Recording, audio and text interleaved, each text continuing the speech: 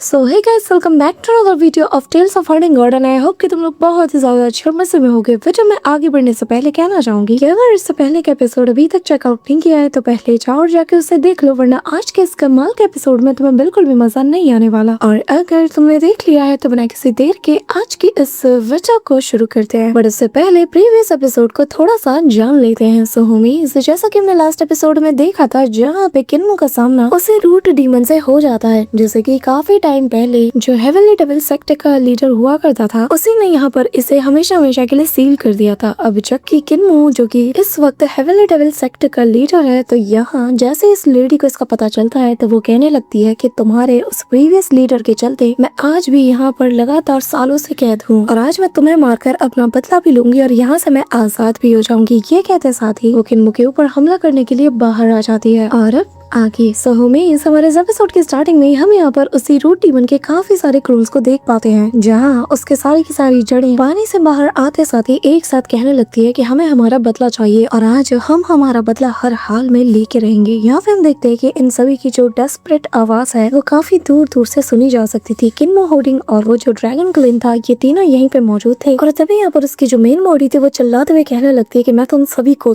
को यहाँ पे तड़पा तड़पा के मारना चाहती हूँ। अब यहाँ पे ये कहते साथ ही वो अपने सारे के सारे जो रूट्स थे ना उन्हें ऑर्डर देती है और कहती है कि इन सभी को अभी के अभी चांद से मार डालो। हम देखते हैं कि यहाँ पे सारे के सारे रूट्स एक साथ किन्मो की तरफ टूट पड़ते हैं, पर तभी जैसे ही वो उसका कुछ बिगाड़ने वाले थे एक एक करके यहाँ पर जितने भी पिलर्स थे यानी कि जितने भी मॉन्यूमेंट्स थे वो एक एक करके ग्लो करने लगते हैं। यहाँ पानी के ऊपर से लेकर जो मॉन्यूमेंट्स पानी के अंदर थे ये सभी एक साथ ग्लो करते हुए यहाँ किन्मो और आसपास के इलाके में एक बैरियर को बनाने लगती है, जो कि दिखने में किसी वर्टेक्स जैसा लग रहा था। और किन्मो के आसपास डेविल सेक्ट के one of the strongest barrier का एक बहुत ही बड़ा सा पावरफुल बैरियर बन जाता है। अभी हम देखते हैं कि पूरा का पूरा ये जो शेनदुआन माउंटेन था ना ये ग्लो करने लगता है, जिसके चलते जियाओनान और बाकी सभी लोग जो कि अभी भी किन्मो का पीछा कर रहे थे इन्हें दूर से ही ये रोशनी नजर आने लगती है। और तभी उनमें से एक बंदा कहने लगता है कि कहीं ऐसा तो नहीं कि जो हेवनली डेविल सेक्ट का लीडर है वो इस वक्त शेनदुआन माउंटेन में मौजूद है, और ऐसा कैसे हो सकता है? वो जगह तो काफी ज्यादा खतरनाक है और ये जो जगह है ये शुआंजी क्रॉसबो के दायरे में आता है, तो क्या उसे डर नहीं कि कहीं वो जो शुआंजी क्रॉसबो है वो उसे हिट करेगा? अब यहाँ पे जो भी जियाओनान ये सारी बातें सुनती है तो वो मन में कहने लगती है कि मुझे डर है कि कहीं उस किन्मो के बच्चे को कोई ऐसा रास्ता तो नहीं पता कि जिसके जरिए से वो यहाँ सरवाइव कर पा रहा है। अब तो यहाँ पर हम दूसरी लेडी को देखते हैं जो कि इंसेक्ट को कंट्रोल कर रही थी। वो यहाँ पर कहने लगती है कि मेरे इंसेक्ट उसका पता जरूर लगा लेंगे, हमें वहाँ जाने की बिल्कुल भी जरूरत नहीं है। अब तभी हम देखते हैं कि ये जो इंसेक्ट थे ना ये सीधा किन्मो की तरफ रवाना हो जाते हैं। वही दूसरी तरफ हम किन्मो को देखते हैं जहाँ पर ये जो रूट डीमन थे इसके जो बाकी सारे रूट्स थे ना ये सभी किन्मो को नोच खाने के लिए बार बार अपना हाथ डेस्परेटली उसकी तरफ वो बढ़ा रहे थे, लेकिन अपना किन्मो भी एक नंबर का ढीठ था। वो वहाँ पे चुपचाप एकटक खड़ा होकर बस इन्हें ही देखे जा रहा था। पर तभी यहाँ पे हम देखते हैं कि वो जो डिफेंसिव बैरियर था साथ ही यहाँ पर वो जो सीलिंग फॉर्मेशन था वो एक्टिवेट हो जाता है चारों तरफ से। यहाँ पे हम देखते हैं कि वो सारे के सारे मॉन्यूमेंट्स अपने पावर को अनलीश करते हुए एक बाइंडिंग स्पेल को भी कास्ट करते हैं, जिसके चलते ये अपने डेविल सेक्ट के स्पेल के जरिए से उस लेडी को बांध कर पीछे की तरफ इसे वापस से सील करना शुरू कर देते हैं, जिसके चलते वो लेडी दर्द के मारे छटपटाती है। तभी यहाँ पर ड्रैगन किलिन कहता है कि कितना अफसोस की बात है कि इतनी सुंदर सी लेडी के साथ ये सब कुछ हो रहा है। तभी हम देखते हैं कि दूतियान भी ये सारा नजारा दूर से ही देख रहा था। अब और अगली पल वो लेडी फिर से यहाँ पे सील हो जाती है। इस दौरान किन्मो अपने हेवनली आई से देखता है कि काफी सारे जो इंसेक्ट है वो इन्हीं की तरफ बढ़ रहे हैं। ये देखकर किन्मो कहने लगता है कि इस रूट डीमन ने यहाँ पर इतना ज्यादा शोर मचाया कि इसके चलते ये लोग यहाँ पर अट्रैक्ट होकर आ रहे हैं, हमें जल्द से जल्द यहाँ से निकलना होगा। तभी यहाँ पे हम देखते हैं कि जियाओनान और बाकी सभी लोग यहाँ पे आ जाते हैं, लेकिन किन्मो और बाकी सभी लोग यहाँ से तब तक जा चुके थे। अब तभी वो जो रूट डीमन थी वो चिल्लाते हुए कहती है कि हेवनली डेविल सेक्ट के लीडर मैं तुझे नहीं छोड़ने वाली, एक बार तो मेरे हाथ लग जा। अब तभी उनमें से एक बंदा आगे आते हुए उस रूट डीमन से पूछने लगता है कि मुझे एक बात बताओ, आखिर हेवनली डेविल सेक्ट और तुम्हारे बीच ऐसा क्या हुआ कि जिसके चलते तुम्हारे अंदर उसके प्रति इतना ज्यादा ग्रज है? यहाँ पे ये सुन रही था कि तभी रूट डीमन यहाँ पर मासूम बनते हुए पानी से बाहर आती है। वो कहने लगती है कि उन डीमंस ने ना मुझे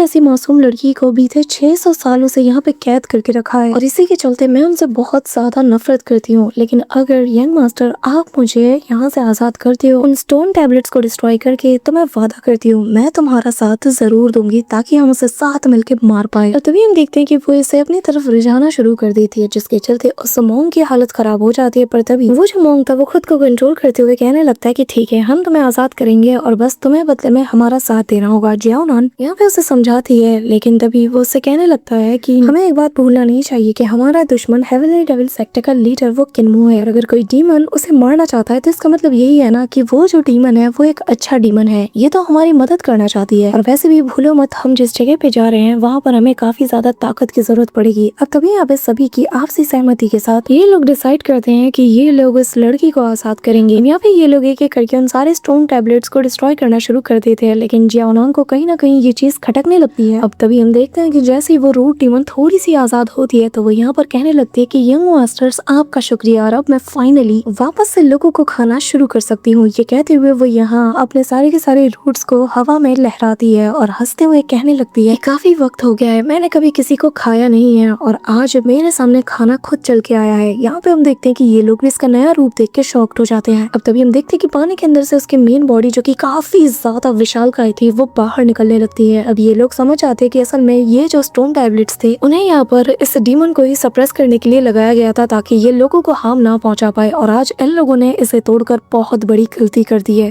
अब तभी हम देखते हैं कि ये जो रूट डीमन था ये यहाँ पर अपने भयानक दहाड़ के साथ इन सभी के ऊपर एक एक करके हमला कर देता है। अब तभी उनमें से एक रूट जैसी स्वॉर्ड लेडी के ऊपर हमला करती है तो वो स्वॉर्ड लेडी अपनी स्वॉर्ड स्ट्राइक से उसकी गर्दन को पूरी तरीके से उड़ा देती है, लेकिन अगले ही पल वो वापस से रीजनरेट हो जाती है और यहाँ पर बहुत ही क्रीपी फेमस स्माइल करते हुए कहती है कि अब तुम्हारा क्या होगा है? ये देखकर तो उस लड़की का गला सूख जाता है, लेकिन अगले ही पल वो सारे रूट इसके पेट के आर पार हो जाते हैं और ऑन द स्पॉट यहाँ पे वो जो लड़की थी वो निपट चुकी थी। अब यहाँ पे हम देखते हैं कि ये जो रूट्स थे ना ये एक एक करके इन सभी के ऊपर धावा बोल देते हैं, जहाँ वो इन सभी को मार के इनके ब्लड को अब्सॉर्ब करना चाहती थी। अब तभी हम देखते हैं कि जियाओनांग जो कि यहाँ से भाग रही थी उसके पीछे ये जो रूट डीमन का जो विशालकाय शरीर था ये पड़ चुका था, और यहाँ पे जियाओनांग कहती है कि मुझे बस कैसे न कैसे करके इसे शुआनजी क्रॉसबो के पास ले जाना है और बस बाकी का काम वो देख लेगा। और तभी हम देखते हैं कि जैसे ये थोड़ा सा आगे जाती है तो एक एक करके काफी सारे तीर से यहाँ इस डीमन के ऊपर हमले होने लगते हैं। इतने सारे हमले के चलते उस डीमन की हालत खराब हो जाती है और जियाओनांग और बाकी सभी लोग नीचे के रास्ते से आगे निकल जाते हैं। और तभी इनमें से एक बंदा कहता है कि यकीन नहीं होता कि यहाँ पर इतना बड़ा डीमन छिपा हुआ था, अगर यांगकांग के लोग सेफ रहना चाहते हैं तो उन्हें इस ओर कभी नहीं आना चाहिए। अब तभी हम देखते हैं कि वो जो रूट्स थे वो यहाँ पर इन सारे अटैक से खुद को बचाने के लिए जहाँ पर से ये तीर आ रहे थे ना सीधा उसी के ऊपर हमला कर देती है और उसे डिस्ट्रॉय कर देता है, यानी कि इतने पावरफुल आर्टिफैक्ट को भी इस रूट ने पूरी तरीके से डिस्ट्रॉय कर दिया। अब तभी हम देखते हैं कि ये सभी लोग पैनिक कर जाते हैं और जंगल के चारों ओर से यहाँ पर इनके ऊपर एक एक करके हमला हो जाता है, जहाँ पर एक बंदा खुद को सबसे पहले बेल के अंदर ट्रैप कर लेता है तो वही दूसरी लेडी अपने इंसेक्ट के जरिए से इन टेंटिकल्स के ऊपर हमला कर देती है। पर तभी उनमें से एक साथी को ये जो जायंट सा बीस्ट था ये पकड़ते साथ ही इसे निगल जाता है और तभी यहाँ पर तेजी से बढ़ते हुए सीधा ग्रेट रूइंस की तरफ बढ़ने लगता है। और वो लेडी यानी कि वो जो रूट डीमन थी वो उसे कहने लगती है कि बस थोड़ा सा और ऐसे ही सामने बढ़ते रहो क्योंकि सामने है ग्रेट रूइंस। अब यहाँ पे हम देखते हैं कि इस रूट की जो मेन बॉडी थी ना यहाँ पर वो अपना विशालकाय शरीर के साथ इन सभी को मसलते हुए आगे बढ़ रही थी, यहाँ तक कि यहाँ आसपास जितने भी लोग थे जितने भी क्रिएचर्स थे वो सभी डर के मारे अपनी जान बचा के भागने लगते हैं। यहाँ पर हम उस मॉन्ग को भी देखते हैं जो कि अपनी जान बचाकर जैसे तैसे यहाँ से भागने में लगा हुआ था, लेकिन यहाँ पर रूट मॉन्स्टर की जो विशालकाय बॉडी है वो इसे अपनी तरफ खींच ही लेती है और तभी वो अपने सराउंडिंग की हर एक चीज को डिस्ट्रॉय करते हुए आगे बढ़ने लगता है। इस दौरान सीन शिफ्ट होता है, हम किन्मो को देखते हैं जो कि तेजी से डाचू की ओर बढ़ रहा था और तभी वो कहने लगता है कि ये जो नेचुरल डिजास्टर है ना ये असल में गॉड्स की तरफ से वार्निंग है और कहीं ना कहीं ऐसा लग रहा है कि ये सिर्फ यांगकांग को ये जानबूझ के टारगेट कर रहा है। तभी यहाँ पे किन्मो सभी से कहने लगता है कि मैं काफी वक्त हो चुका है ग्रेट रून्स में वापस नहीं आया। इस दौरान यहाँ पे ये लोग तेजी से आगे की ओर बढ़ने लगते हैं और वही जाइंट से जो स्टोन फेस वाला यहाँ पे वो जो वैली थी ये लोग इसके पास से गुजर जाते हैं। तभी यहाँ पे दूतियान कहने लगता है कि क्या ये वाकई में वही ग्रेट रून्स है जहाँ पर गॉड्स और डीमंस दोनों रहते हैं। जिस पे किन्मो आसपास की जगह को देखकर कहने लगता है कि इनमें से कुछ बैटल के दौरान मारे गए, कुछ अभी भी सील्ड हैं और कुछ ऐसे ही पत्थर के बन चुके हैं। लेकिन जब यहाँ पर अंधेरा पूरी तरीके से छा जाता है और डार्कनेस हर एक चीज को अपने अंदर समेट लेती है तब ये सारी चीजें पहले जैसे नॉर्मल हो जाती है और यहाँ इनके अंदर भी जान आ जाती है। हाँ तुम्हें पता है हमारे ग्रेट डाचू में एक कहावत है कि जब भी अंधेरा छा जाए ना तो कभी भी बाहर मत जाना। अब तभी ये कहते साथ ही वो दूतियान को डराना शुरू कर देता है, जिस पर दूतियान कहता है कि मुझे इससे कोई फर्क नहीं पड़ता और वैसे भी मुझे डार्कनेस से डरने की जरूरत थोड़ी है, मेरा पूरा का पूरा वर्ल्ड ये डार्कनेस के अंदर समाया हुआ है। डार्कनेस मेरे लिए ऐसा है जैसे कि मछली के लिए पानी के अंदर होना। अब जिस पे किन्मो और होडिंग इसे चढ़ाने लगते हैं, जिस पे दूतियान कहने लगता है कि अगर तुम्हें मेरी बात पे यकीन नहीं ना तो फिर ठीक है, आज रात में डार्कनेस में तुम्हारे सामने बाहर निकलूंगा और आसपास की जगह को एक्सप्लोर करूंगा, तब शायद तुम्हें मेरी बात पे यकीन हो जाए। अब तभी यहाँ पे हम देखते हैं कि ये लोग जैसे जैसे आगे बढ़ रहे थे अचानक से इनके आसपास की जगह शेक करने लगती है और जैसे ये पलट के देखते हैं तो यहाँ वो जो रूट डीमन थी वो आ चुकी थी और इसे देखते साथ ही किन्मो कहने लगता है कि यकीन करना मुश्किल है पर जरा नजारा देखो, ये रूट डीमन अब आजाद हो चुका है और मुझे समझ नहीं आ रहा कि आखिर इतना बेवकूफ कौन होगा जिसने किसे आजाद किया है। अब तभी हम देखते हैं कि वो जो रूट डीमन था वो इनके ऊपर हमला कर देता है, लेकिन तभी दूसरी तरफ से एक जायंट सा हाथ आकर इस रूट डीमन को पकड़ लेता है, जो देखकर किन्मो भी शॉक्ड था। और यहाँ पे दूतियान कहने लगता है कि आखिर वो कौन है जो कि हमारी मदद कर रहा है। अब इनके सामने से हम उस रूट डीमन को उड़ते हुए काफी दूर जाता हुआ देखते हैं और ये काफी दूर जा गिरता है। और इस दौरान यहाँ पे किन्मो कहने लगता है कि ग्रेट रून्स के अंदर बहुत सी ऐसी मिस्टीरियस एंटिटीज हैं जिनका कि यहाँ तक कि विलेज चीफ को भी आइडिया नहीं है और उनकी ताकत को भी कम नहीं आंका जा सकता। अभी शायद हमारी जिसने मदद की है वो उन्हीं में से कोई एक होगा। अब तभी जहाँ से ये हाथ आया था वहीं पे वापस चला जाता है। यहाँ पे ये सारा नजारा देखकर दूतियान भी शॉक्ड था और यहाँ किन्मो बताने लगता है कि अगर तुम्हें ग्रेट रून्स में जिंदा रहना है तो तुम्हें बस गॉड्स के बनाए गए रूल्स को फॉलो करना होगा, टाइम टू टाइम उन्हें वर्शिप करना होगा ताकि तुम्हें आगे चल के कोई भी प्रॉब्लम ना हो, और अगर प्रॉब्लम होती है तो ये तुम्हारी मदद जरूर करेंगे। और मैंने बताया था ना कि यहाँ पर अभी भी गॉड्स हिडन है, तो शायद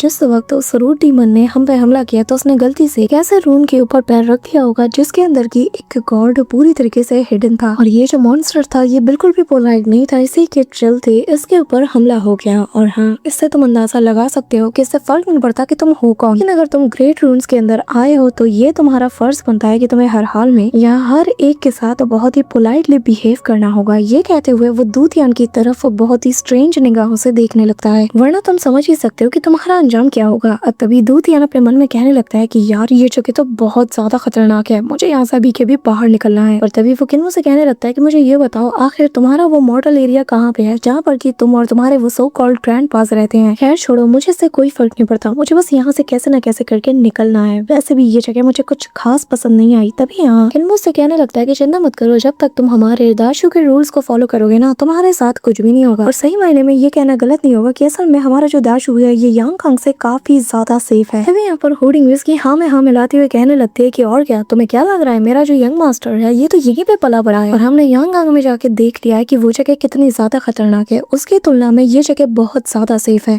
जिसके बाद यहाँ पे होलिंग दूतियान से कहने लगती है कि बस तुम्हें मेरे यंग मास्टर के रूल्स को ना फॉलो करना है और उसे हमेशा खुश रखना है, बस तुम्हारे साथ फिर सारी चीजें अच्छी होंगी। यहाँ पे हम देखते हैं कि जो दूतियान है वो कहने लगता है कि मुझे बस एक ऐसी जगह चाहिए जहाँ पर मैं अपने लोगों को लाकर बसा सकूं। जिसके बाद वो मन में काफी ज्यादा उदास होते हुए कहने लगता है कि मैं जानता हूँ कि अगर मैंने इन लोगों के साथ वापस से कोई खेल खेलने की कोशिश की तो शायद मैं ही पूरी तरीके से मारा जाऊं, और अगर मुझे कुछ हुआ तो मेरे लोगों का क्या होगा। यहाँ पे दूतियान आसपास के नजारे को काफी उदास होते हुए देख रहा था। तभी यहाँ पे होल्डिंग विस्क के बारे में किन्मो से बात करती है, जिसपे किन्मो कहने लगता है कि चिंता मत करो, ये हमारे लिए कुछ खास नहीं कर सकता क्योंकि इसकी जो मेन बॉडी है वो अभी भी इसके दूतियान वर्ल्ड में ही है। लेकिन हाँ, अगर वाकई में ये अपने लोगों के लिए दूसरी दुनिया की तलाश करना चाहता है तो मुझे समझ नहीं आ रहा कि आखिर वो अपना कॉन्शियसनेस अपने पीछे क्यों छोड़ेगा। मुझे लगता है कि दाल में कुछ तो काला है और इसकी कही हर बात का यकीन करना हमारे लिए बिल्कुल भी ठीक नहीं। तभी यहाँ पे हम देखते हैं कि ड्रैगन क्रिलिन उड़ते उड़ते काफी ज्यादा हाफ चुका था और वो कहने लगता है कि माफ करना लेकिन मैं अब और बिल्कुल भी नहीं उड़ सकता। तभी यहाँ पे होर्डिंग उससे कहने लगती है कि मैंने तुमसे कहा था ना कि अपना वेट लूज करो, तुम खा खा के इतने ज्यादा मोटे हो गए हो कि तुमसे 2 कदम भी ठीक से चला नहीं जाता। तभी हम देखते हैं कि ग्रेट रून्स के अंदर जितने भी लोग थे वो यहाँ पर किन्मो को देखते साथ ही पहचान जाते हैं और कहने लगते हैं कि फाइनली हमारा यंग मास्टर आ चुका है। और तभी यहाँ पर एक लेडी से पूछने लगती है कि बताओ आखिर बाहर का जो इटर्नल पीस एरिया है वो हमारे ग्रेट रून से कैसा है। इस दौरान ड्रैगन क्रेन की नजर खाने पे जाती है और तभी किन्मो कहने लगता है कि असल में जो इटर्नल पीस और जो बाकी का एरिया है वो जगह काफी ज्यादा क्योटिक है, वहाँ तुम्हें आए दिन गद्दार और काफी सारे ऐसे लोग देखने को मिलेंगे जो कि अपने ही कंट्री के खिलाफ है, और सही मायने में मैं कहूँ तो वो बिल्कुल भी सही जगह नहीं है। अब तभी यहाँ पे एक बंदा कहने लगता है कि हाँ, इसी के चलते हाल ही में हमारे ग्रेट रून्स में बाहर से आए लोगों की तादाद काफी ज्यादा बढ़ चुकी है और अब आपकी बातों से ऐसा लग रहा है कि वाकई में वो जगह बिल्कुल भी रहने लायक बची नहीं। लेकिन जो ज्यादातर रेफ्यूजीज हैं वो सभी लोग ये कह रहे हैं कि वो इस वक्त उस स्नो डिजास्टर से बहुत ज्यादा परेशान है और वहाँ पे रहना अब बहुत ही ज्यादा मुश्किल हो चुका है। और मुझे अच्छा लगा कि यंग मास्टर आप भी वक्त रहते घर वापस आ गए हैं, यकीनन घर से सुरक्षित कोई जगह नहीं। यहाँ पे हम देखते हैं कि हेवनली डेविल सेक्टर के भी काफी सारे लोग मौजूद थे और वो सभी लोग अपने यंग मास्टर को देख कर ना काफी ज्यादा खुश थे। और तभी यहाँ पे हमें कल्ट लॉर्ड के मेंशन का सीन दिखाया जाता है जिसके पास किन्मो पहुंच चुका था और तभी एक गार्ड यहाँ आते साथ ही उससे ग्रीट करता है और कहता है कि यंग मास्टर आपको यहाँ पे देख कर ना मुझे काफी ज्यादा खुशी हो रही है। और तभी किन्मो से पूछने लगता है कि एक बात बताओ, क्या सिटी लॉर्ड यहीं पे है? जिस पे वो कहने लगता है कि फिलहाल वो आए तो थे लेकिन किसी रीजन के चलते उन्हें यहाँ से जल्द निकलना पड़ा। एक बात बताइए, क्या आप उनका यहाँ पे इंतजार करोगे? जिस पे किन्मो कहने लगता है कि नहीं, फिलहाल मुझे जल्द से जल्द मुझे मेरे विलेज में लौटना होगा क्योंकि न्यू ईयर बहुत ही ज्यादा करीब है। इस दौरान दौरान हम यहाँ पर ड्रैगन केलन को देखते हैं जो कि वहीं पर सोने लगता है, जो देखकर ओडिन कहने लगती है कि मोटे कहीं के तुम्हें शर्म नहीं आती, जब देखो तब बस खाते और सोते रहते हो। मैं बता रही हूँ अभी के अभी उठ जाओ वरना मैं तुम्हें पीट के रख दूंगी। अब तभी हम देखते हैं कि ड्रैगन केलन डर के मारे और तभी ये लोग उसके ऊपर सवार होकर यहाँ से निकल पड़ते हैं। इस दौरान यहाँ पे रास्ते में ये लोग उसी जगह पर लैंड करते हैं जहाँ पर काफी सारे बच्चे मौजूद थे और तभी हम उस लड़की को देखते हैं जो कि यहाँ पे किन्मो को आवाज देती है और वो आते साथ ही किन्मो से पूछने लगती है कि बताओ आखिर तुम यहाँ पर क्या कर रहे हो। जिस पे वो बताने लगता है कि हाँ अब मैं क्या बताऊँ, बहुत ही लंबी कहानी है। और मुझे एक बात बताओ, क्या वो जो लिटिल रुलाई है वो लोग यहाँ आए थे। जिस पे वो बताने लगते है कि हाँ वो आए थे, उन्होंने दस्तक दी और बहुत कुछ पूछा लेकिन उससे कुछ खास यहाँ पे पता नहीं चला। और ये सारी बातें छोड़ो, आखिर ऐसा कौन सा रीजन है कि जिसके चलते लोग तुम्हारे पीछे पड़े हुए हैं और तुम्हें यहाँ पे मुंह छुपा के आना पड़ा। अब यहाँ पे किन्मो की बोलती बंद हो जाती है पर तभी वो बात को घुमाते हुए कहने लगता है कि अरे यार तुम जानती हो कि मैं कितना ज्यादा टैलेंटेड हूँ, लोग तो मुझसे जलते हैं इसी के चलते। आए दिन मेरा कोई ना कोई पीछा करता रहता है। अब मैं तुम्हें अपने बारे में क्या बताऊँ। अब किन्मो के इतने बड़े बड़े डायलॉग को सुनकर ना वो उसका मजाक उड़ाने लगती है और कहने लगती है कि बस मुझे तुम्हारे बारे में पता है, ज्यादा डींगे हाँकने की जरूरत नहीं है। और तभी किन्मो यहाँ पर वापस से ड्रैगन किलन के ऊपर सवार होकर यहाँ से निकलने लगता है और उसे जाता हुआ देखकर वो उससे कहने लगती है कि चिंता मत करो, मैं न्यू ईयर को सेलिब्रेट करने के लिए तुम्हारे विलेज जरूर आऊंगी और मैं तुमसे जरूर मिलूंगी। अब यहाँ पर अपने दोस्त को अलविदा कहते हुए किन्मो यहाँ से काफी दूर निकल जाता है और सीधा उसी माउंटेन टॉप पर पहुंच जाता है जहाँ पर की उसके ग्रैनी और ग्रैंड पास रहते हैं। अब यहाँ हाफते काफते जैसे ही हमारा ड्रैगन किलन वहाँ पे पहुंचता है ना तो किन्मो यहाँ की जगह और आसपास की चीजों को देखकर काफी ज्यादा इमोशनल हो जाता है और तभी दौड़ते भागते कहने लगता है कि ग्रैनी ग्रैंडपा मैं आ गया, आपका नन्हा मुन्ना किन्मो आ गया है, कहाँ है आप सब। यहाँ पे हम देखते हैं कि वो दौड़ते दौड़ते काफी अंदर तक पहुंच जाता है लेकिन यहाँ पर तो इसे बस ड्रैगन चिकन्स दिखाई देते हैं और किन्मो को समझ नहीं आता कि आखिर उसके ग्रैनी और ग्रैंडपास कहाँ गए। और वो काफी ज्यादा अपसेट होते हुए कहने लगता है कि यार मैंने इनसे मिलने के लिए कितनी ज्यादा मशक्कतें उठाई, मैं यहाँ पर कितने सारे खतरे का सामना करते हुए यहाँ तक आया लेकिन जरा देखो यहाँ पर तो कोई भी नहीं है, यहाँ तक कि कोई भी मेरा वेलकम करने के लिए भी मौजूद नहीं। आखिर ये लोग गए तो गए कहाँ। कहीं ऐसा तो नहीं ये लोग मुझे प्रैंक करना चाहते हैं। अब तभी हम देखते हैं कि पीछे दूतियान के ऊपर ये जो ड्रैगन चिकन से ये उसके ऊपर हमला कर देते हैं और यहाँ पर उसे किन्मो ने कहा था कि तुम्हें काफी ज्यादा पोलाइटली बिहेव करना है तो वो कुछ भी नहीं कर पाता। अब तभी किन्मो सोचता है कि शायद मेरे ग्रैनी और ग्रैंडपास ना वापस से मेरे साथ प्रैंक कर रहे हैं तो वो हर एक जगह पर जाकर इन्हें तलाश करता है। सबसे पहले वो ग्रैंडपा की लैब में जाता है, वहाँ पर उन्हें तलाश करता है लेकिन उसे वहाँ पे कोई नहीं मिलता। फिर वो सीधा जाता है ग्रैंडपा माँ के रूम में लेकिन वहाँ पर भी कोई नहीं था। यहाँ तक कि वो ग्रैंडपा डीफ, ग्रैंडपा बुशर इन सभी के ठिकाने पे जाकर इन्हें तलाश करता है लेकिन कोई भी कहीं नहीं था। जिसके बाद वो ग्रैंडपा ब्लाइंड के पास भी जाता है और फिर चिल्लाते हुए ग्रैनी सी को भी आवाज देता है और चिल्लाते हुए कहने लगता है कि आखिर आप लोग है तो है कहाँ। अब तभी यहाँ पे किन्मो काफी ज्यादा उदास हो जाता है कि आखिर ये लोग गए तो गए कहाँ। लेकिन तभी यहाँ पर उसे एक लेटर मिलता है जिसमें जो ग्रैंडपा मेडिसन है और जो ये असल में हेवनली डेविल कल्ट के जो पैट्रियार्क है और उनके जो जस्टिस हॉल एल्डर है, इनकी मदद से ये सभी लोग निकल पड़े हैं केयर फ्री विलेज की तलाश में और वो भी डार्कनेस के अंदर। इसीलिए मैं अपने पीछे ये जो लेटर है ये छोड़ के जा रहा हूँ। तो अगर कोई भी यहाँ पे वापस आता है तो प्लीज यहाँ पर जो हमारे पेट्स है ना इन सभी को खाना जरूर खिला देना। तभी उसे अपनी एक और ग्रैंडपा का लेटर मिलता है जिसमें उन्होंने बताया था कि विलेज चीफ और बाकी सभी लोग अभी तक वापस नहीं आए हैं और ग्रैंडपा ब्लाइंड और मैं हम दोनों साथ मिलकर उनकी तलाश में ही बाहर जा रहे हैं। तभी ग्रैंडमा म्यूट का उसे लेटर मिलता है और वो कहने लगता है कि ये सब के सब बेवकूफ है, इनके ऊपर भरोसा नहीं किया जा सकता, इसलिए तुम्हारा ये जो ग्रैंडपा म्यूट है ना ये इनकी तलाश में जा रहा है और मैं सबको यहाँ वापस लेके आऊंगा। इस दौरान फिर उसे ग्रैंडपा माँ का भी लेटर मिलता है और साथ ही जिसमें उन्होंने बताया था कि मैं फिलहाल के लिए निकल रहा हूँ ताकि मैं उस केयर फ्री विलेज की तलाश कर पाऊँ। यहाँ पे इतने सारे लेटर्स के बीच में उसे ग्रैनी सी का भी लेटर मिलता है जहाँ पर वो बताने लगती है कि मेरे बच्चे मैं जानती हूँ कि तुम्हें शायद ये लेटर मिल चुका होगा, मैं बस तुम्हें इतना बताना चाहती हूँ कि मैं इन सारे बुढ़ों को वापस लाने के लिए इनकी तलाश में जा रही हूँ और मैं इन्हें न्यू ईयर से पहले हर हाल में घर वापस जरूर लाऊंगी। अगर तुम यहाँ पर आ गए हो तो अपना ख्याल रखना और खुद से कहीं पर जाने की कोशिश मत करना और हाँ ग्रैंडपा डीफ को वक्त पर खाना जरूर दे देना वरना वो ऐसे ही भूखा मारा जाएगा। अभी यहाँ पे किन्मो को समझ नहीं आ रहा था कि इतने सारे लोग एक साथ एक दूसरे की तलाश में कैसे निकल सकते हैं और न जाने से कौन सी जल्दी आ गई कि इन सबको इस सिचुएशन में केयर फ्री विलेज की तलाश में निकलना पड़ा। सो होमीज हमारा आज का ये पार्ट तो यहीं पे एंड होता है लेकिन इसके नेक्स्ट पार्ट में काफी ज्यादा मजा आने वाला है। So that's all for today guys. I hope कि तुम सबको आज की वीडियो काफी ज्यादा पसंद आई होगी। अगर हाँ तो वीडियो को लाइक करना, चैनल पे नए हो तो सब्सक्राइब करना। तो मिलते हैं नेक्स्ट वीडियो में, तब तक के लिए